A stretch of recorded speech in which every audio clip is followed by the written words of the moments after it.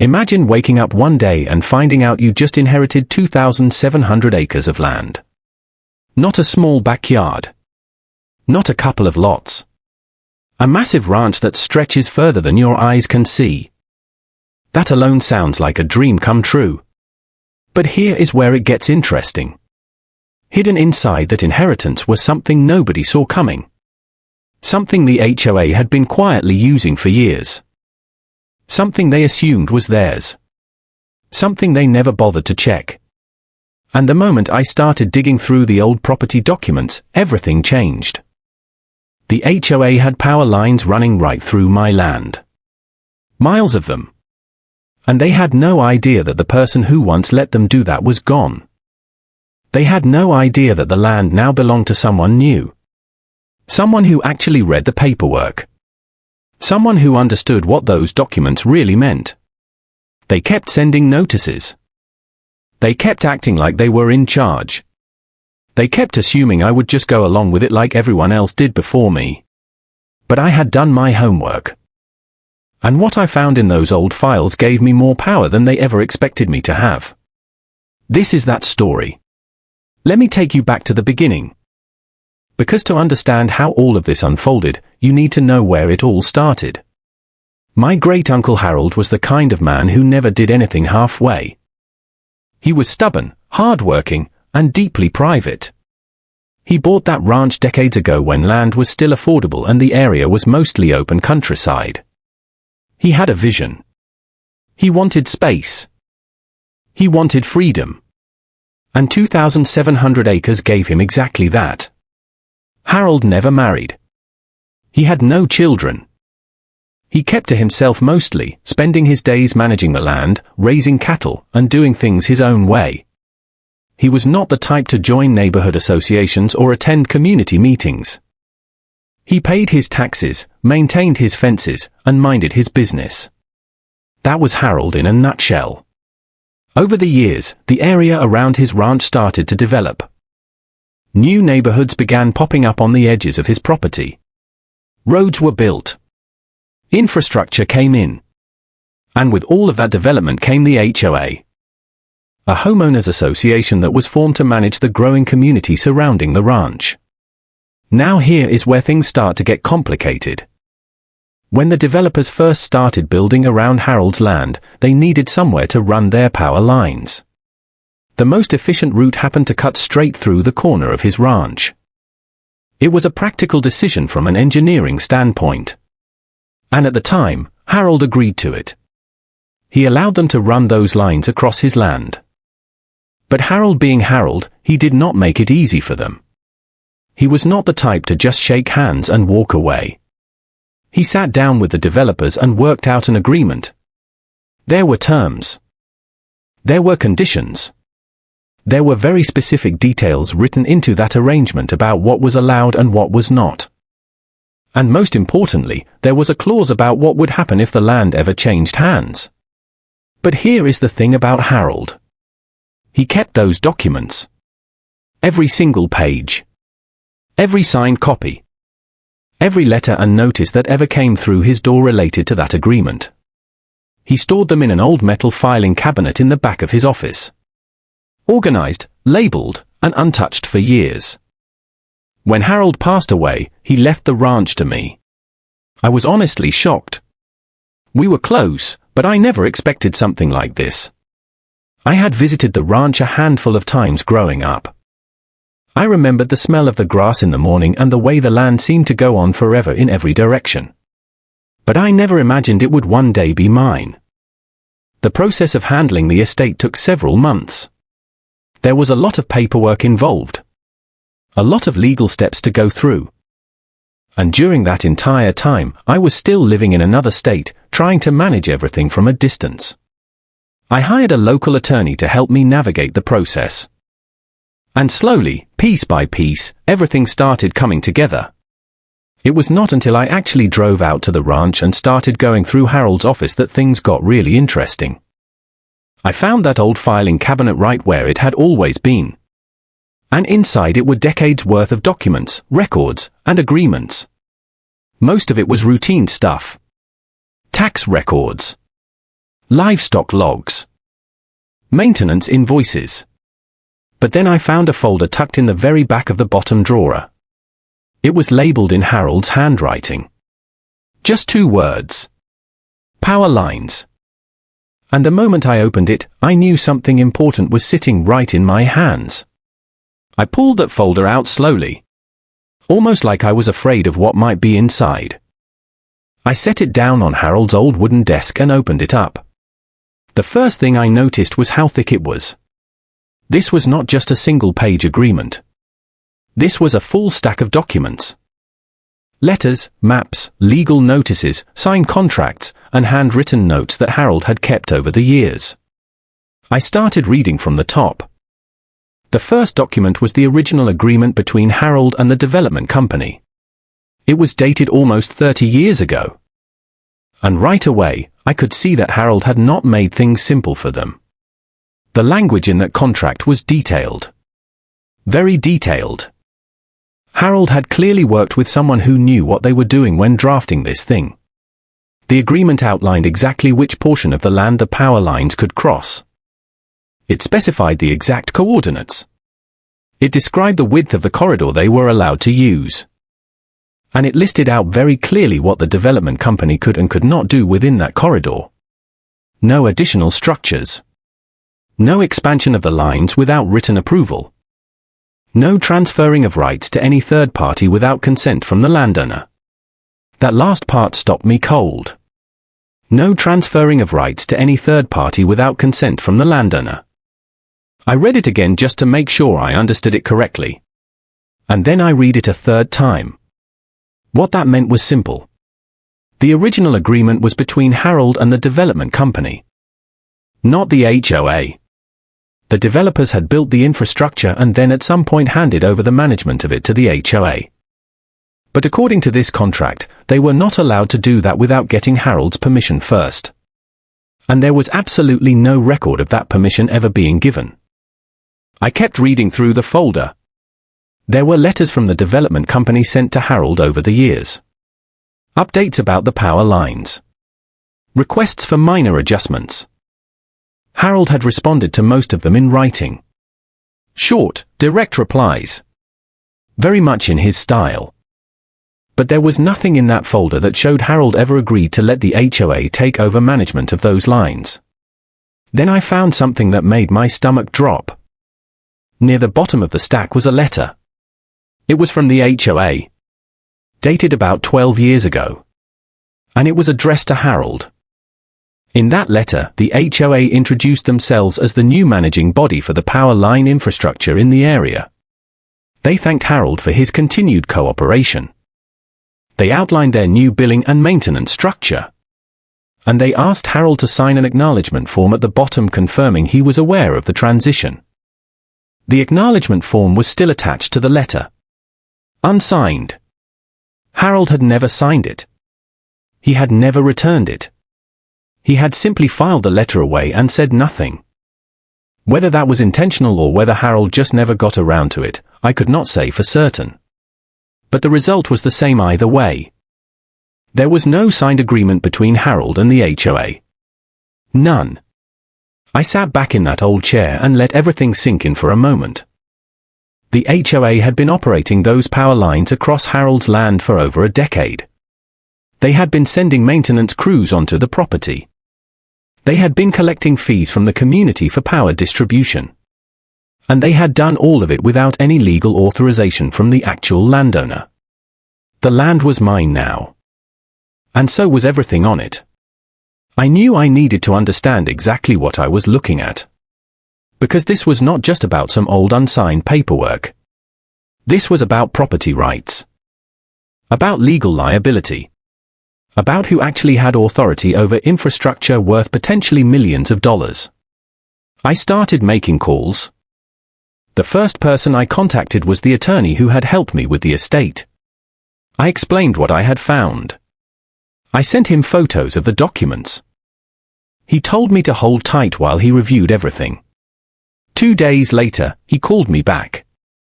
And I could hear something different in his voice. He sounded surprised. Maybe even a little excited. He confirmed what I had suspected. Without a signed easement agreement, the HOA had no legal right to operate those power lines on my property. The original agreement with the development company had been very specific. And because Harold never gave permission for that agreement to transfer to the HOA, they were essentially trespassing. They had been trespassing for years. But I needed to be absolutely certain. So I did what any reasonable person would do. I started researching property law myself. I spent hours reading through state statutes about easements and property rights. I learned that there are generally two types of easements. Express easements, which are written and agreed upon. And implied easements, which can sometimes be established through long-term use. The HOA might try to argue they had an implied easement because they had been using the land for so long without objection. But here is where things got interesting. For an implied easement to hold up in court, the use has to be open, notorious, continuous, and most importantly, without permission. The problem for the HOA was that they had actually asked for permission. That letter they sent to Harold 12 years ago proved it. They knew they needed authorization. They tried to get it. Harold just never gave it to them. That one unsigned form destroyed any argument they might have had about implied easement. I kept digging. I wanted to know everything. I pulled up the county property records online. I looked at surveys and plat maps.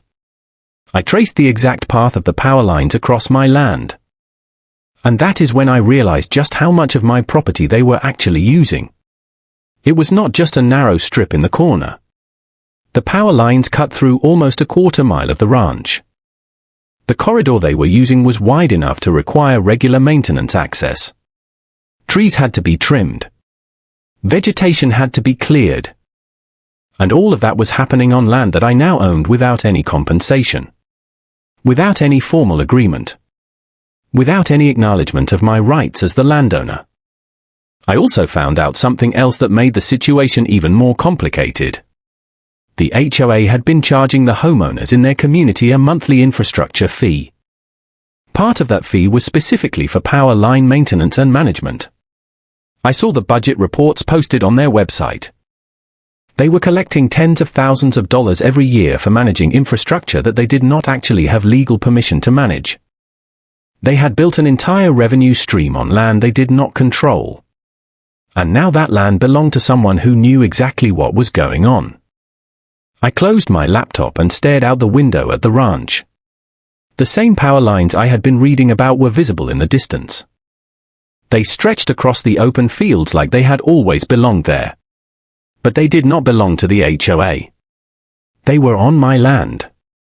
And I had the documents to prove it. I decided it was time to reach out to the HOA directly. I was not looking for a fight.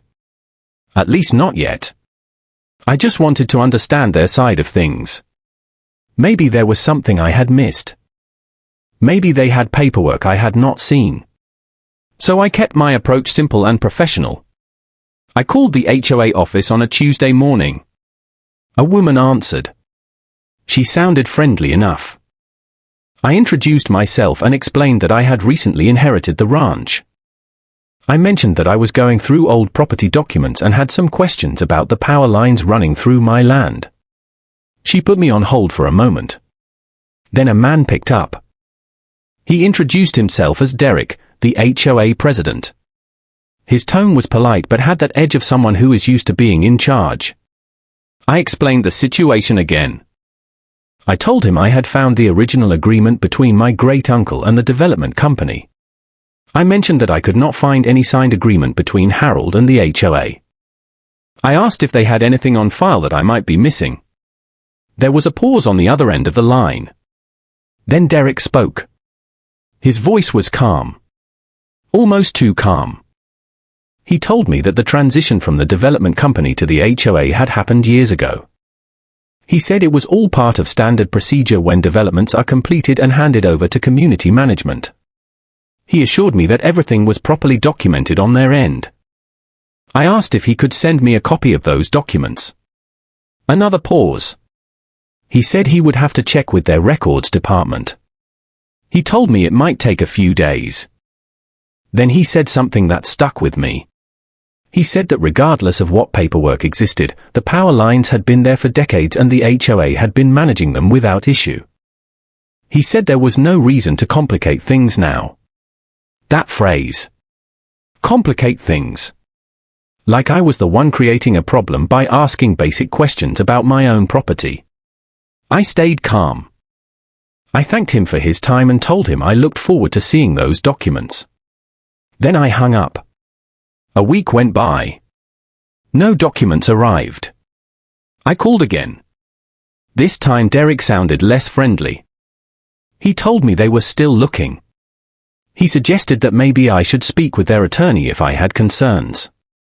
That was when I knew exactly what was happening. They did not have the paperwork. And now they were stalling. So I changed my approach. I sent a formal letter to the HOA. I kept it professional but clear. I outlined what I had found in Harold's files. I referenced the original agreement and the unsigned acknowledgement form. I stated plainly that without a valid easement agreement, the HOA was operating on my property without authorization. And I requested that they either provide proof of a legal agreement or cease all activity on my land within 30 days. I sent the letter certified mail. Someone had to sign for it. 3 days later, my phone rang. It was Derek again. But this time his tone was completely different.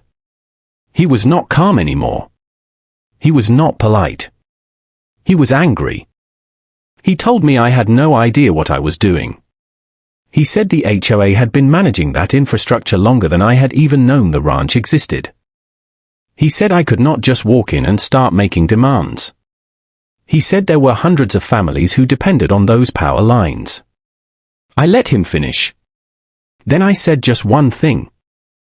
Show me the signed easement agreement. He went quiet. After that phone call, things moved very quickly. Derek's tone had shifted because he realized I was serious. More importantly, he realized I had done my homework. And the moment he understood that, the dynamics of the entire situation changed completely. Within a week, I received a call from the HOA's attorney. Her name was Patricia. She was professional. Measured. And right away I could tell she was someone who actually understood property law. Unlike Derek, she did not try to bluff or intimidate. Instead, she asked me a very specific question. What exactly was I looking for here? That was a fair question. And it deserved a straight answer. I told her I was not trying to shut down their power lines or create chaos.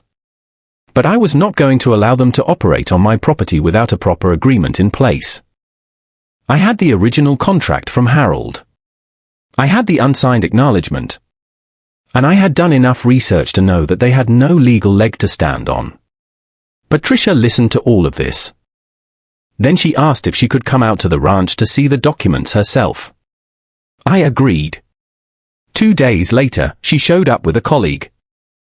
We sat in Harold's office around that same wooden desk where I had first opened the power line folder. I laid out all the documents. The original agreement. The development company letters. The unsigned HOA acknowledgement. Everything. Patricia read through it carefully. She took notes. She asked questions. And the more she read, the more I could see the situation becoming clear to her. This was not ambiguous. This was not some grey area of property law where both sides could claim they had a point. The HOA had made an assumption based on decades of uninterrupted access.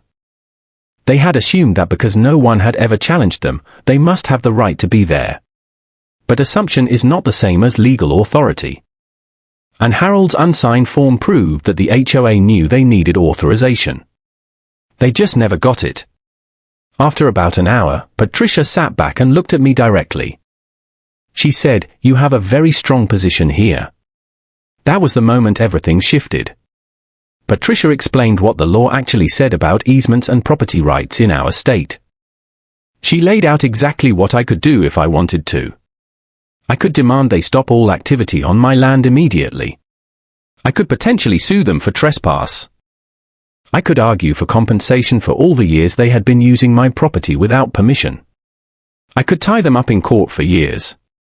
But she also explained what that would cost. Legal fees. Time. The disruption to the community. The power lines serve hundreds of homes. Shutting them down would affect real people. Patricia was not arguing for the HOA. She was being honest with me about the situation and what my options actually meant in practice. Then she asked me something different. What would it take to make this right? That question changed the entire conversation. I told her I was not interested in destroying the HOA or punishing them for something that happened before I inherited the property. But I was also not interested in being ignored or pushed around. I wanted a legitimate agreement in place. I wanted clarity about what happens on my land. And if they were going to continue using my property, I wanted proper compensation. Patricia nodded. She said she would present this to the HOA board and get back to me. And that is when the real negotiation actually began. The negotiation process took longer than I expected. But it also taught me a lot about how these situations actually get resolved when both sides are willing to talk. Patricia came back to me about a week later. She said the HOA board had discussed the situation. They were willing to negotiate. But they had some concerns. Derek, it turned out, had presented this to the board as a threat. He had made it sound like I was trying to extort them.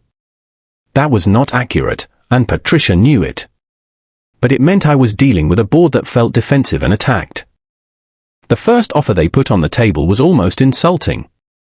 They offered me a one-time payment of $5,000 and asked me to sign a retroactive easement agreement. The agreement would allow them to continue operating the power lines exactly as they had been, with no changes, no restrictions, and no ongoing compensation. I said no immediately. I told Patricia that was not a serious offer. I had done the math. They had been collecting infrastructure fees for over a decade. They had saved hundreds of thousands of dollars by not having to negotiate a proper easement. A $5,000 payment was not going to account for that.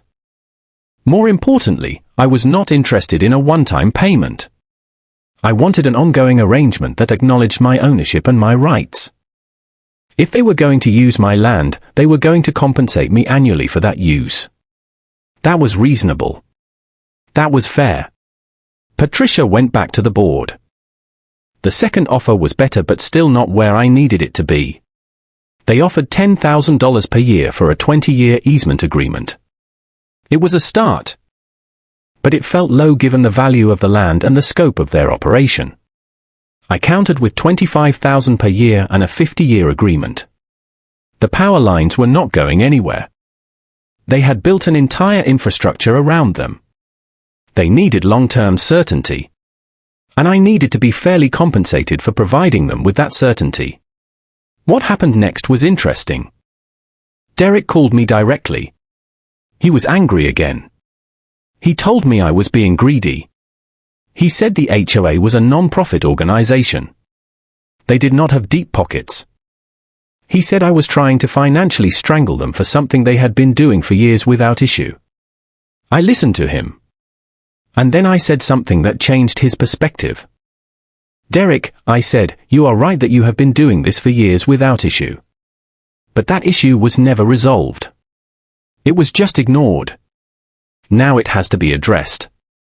And yes, that is going to cost money. That is what happens when you operate on someone else's property without permission. You have to pay for that privilege once the owner finds out. I also told him something else. I said I understood his position. And I was willing to be reasonable. But I was not going to accept an offer that did not reflect the actual value of what I am giving them. Patricia set up a three-way call a few days later. Me, her, Derek, and another board member named Susan who seemed to actually understand finances and property value. We went back and forth for hours. Not angry. Just negotiating. Give and take on both sides. Susan actually helped move things forward. She understood that fighting this in court would cost the HOA far more than any settlement I was asking for. She also understood that the longer they delayed, the more leverage I had. Every month that passed was another month they were operating without a valid agreement. Eventually, we landed on $18,000 per year for 40 years. That came to $720,000 total. It was not perfect for either of us. But it was fair. It was reasonable. And both sides could live with it. The agreement also included provisions about maintenance access, property rights, and what would happen if circumstances changed. We shook hands on the deal. Once the numbers were settled, I had to think about what this whole experience actually meant. Not just for me, but for anyone else who might find themselves in a similar situation. The biggest lesson was something that surprised me a little. It was not about being aggressive or fighting hard. It was about knowing what you actually own and what your rights actually are. Harold knew that. He had kept every single document related to those power lines. He had filed them away carefully. Maybe he planned to deal with it someday. Maybe he just wanted to be prepared if something came up. Either way, that documentation gave me leverage that I would not have had otherwise. Most people do not do that. Most people do not carefully preserve old agreements and contracts. They lose them. They throw them away. They stop caring about paperwork from decades ago. And when a situation like this comes up, they have no proof of what was actually agreed to. The second lesson was about how HOAs actually operate in practice. They are often run by volunteers. Regular people. They make decisions based on what seems normal or what has always been done. Derek did not think he was doing anything wrong. In his mind, the power lines had always been there, and the HOA had always managed them. That was just how it was. But that assumption became his problem when someone actually questioned it. The law does not care about assumptions. The law cares about signed documents. It cares about who has authority and who does not. And when you do not have signed permission, you do not have rights. It is that simple. What surprised me most was how quickly the situation resolved once everyone understood that I was serious and that I actually had legal ground to stand on. If I had called Derek and been vague or uncertain, he probably would have dismissed me. He would have assumed I did not really know what I was talking about. But because I came with documents and facts, everything changed. The third lesson was about compromise and reasonableness. I could have demanded much more. I could have pushed for $50,000 per year. I could have demanded to approve all work done on my property. I could have made things very difficult for them. And they would have had to pay because they did not have a choice.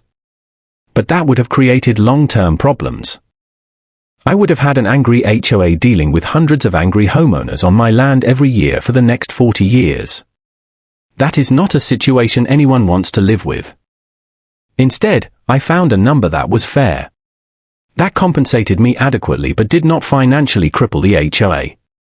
That number worked for both sides. And because of that, the agreement actually has a chance of being honored without constant conflict. The fourth lesson was something my attorney told me after we signed the final agreement. She said that most property disputes do not actually need to go to court. They need to go to an informed negotiator who understands the law and understands what each side actually needs.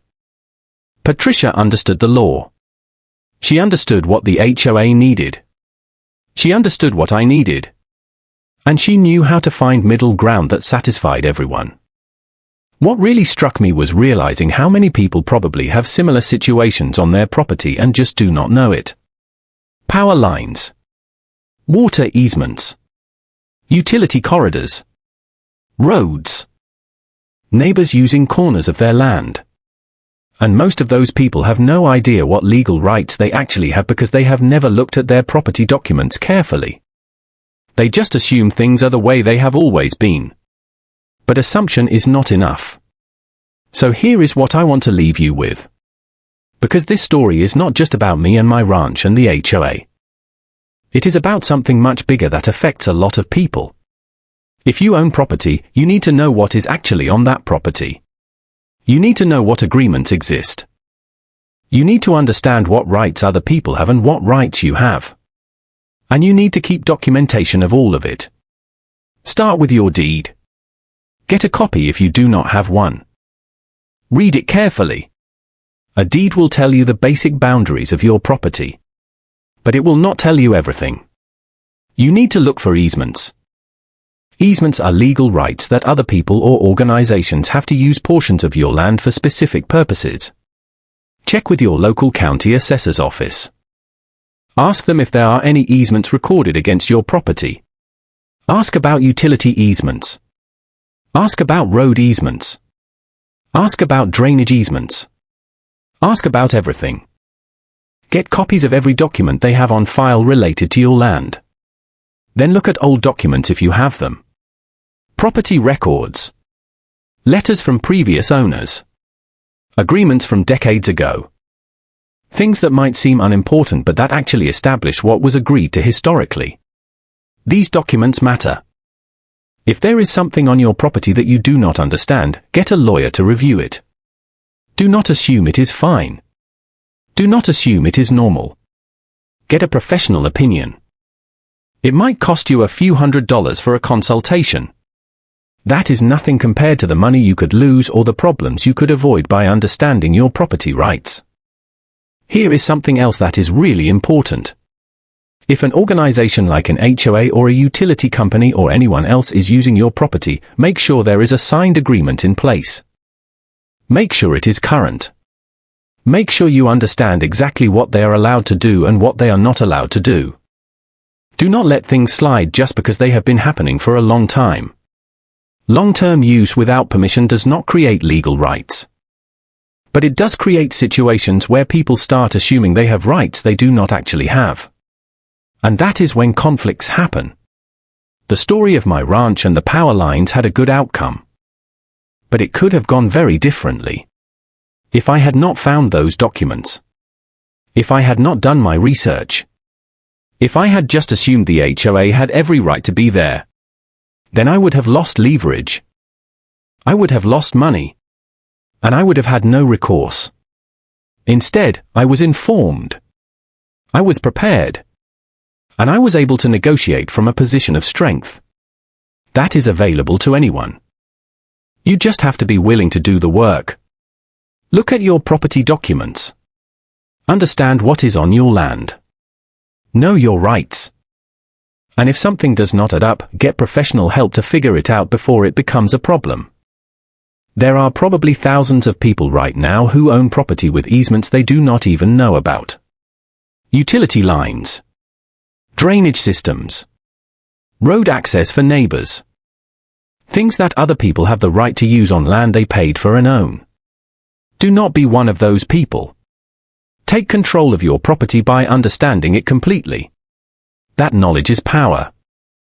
And in my case, that power meant $18,000 a year for the next 40 years.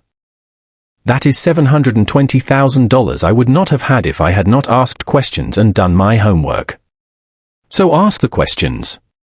Do the homework. Know what you own. Your future property decisions might depend on it.